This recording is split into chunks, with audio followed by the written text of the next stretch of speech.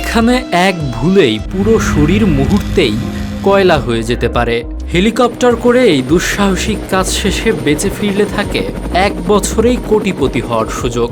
আর তাই জীবন হাতের মুঠোয় নিয়ে হলেও 7,65,000 ভোল্টের বিধ্বংসী এই তারেও লাইনম্যানরা হাত দেন অবলীলায়। আমাদের বাসার সাধারণ 220 ভোল্টের তুলনায় এটি প্রায় 3500 গুণ বেশি শক্তিশালী বিদ্যুৎ। যুক্তরাষ্ট্র বা কানাডার দুর্গম পাহাড় কিংবা গভীর বনে বিশাল পাওয়ার গ্রিড মেরামতে সাধারণ ক্রেন পৌঁছাতে পারে না, তাই একমাত্র ভরসা হেলিকপ্টার। এখানে লাইনম্যানের চেয়েও বড় পরীক্ষা পাইলটের। তীব্র বাতাসে তারের মাত্র কয়েক ইঞ্চি দূরে হেলিকপ্টার স্থির রাখা বিশ্বের কঠিনতম ফ্লাইং স্কিল।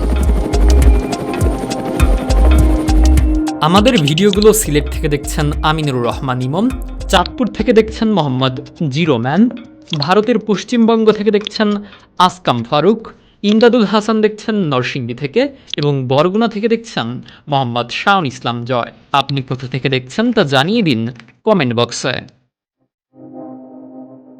প্রশ্ন জাগতে পারে, লাইন বন্ধ করে কাজ করলেই তো হয়, কিন্তু এই মেইন গ্রিড কিছু সময় বন্ধ রাখা মানে কোটি কোটি ডলারের লোকসান। মাটি থেকে কয়েকশো ফুট উঁচুতে বিশেষ ফ্যারাডে স্যুট পরা কর্মীরা যখন ধাতব লাঠি দিয়ে তার স্পর্শ করেন, তখন শূন্যে তৈরি হয় চোখ ধাঁধানো আগুনের স্ফুলিঙ্গ। এরপর শরীর লাইনের সমান ভোল্টেজে চলে আসায় তারা পাখির মতো নিরাপদ থাকেন। তবে সামান্য যান্ত্রিক ত্রুটি বা ভারসাম্য হারানো মানেই নিশ্চিত মৃত্যু।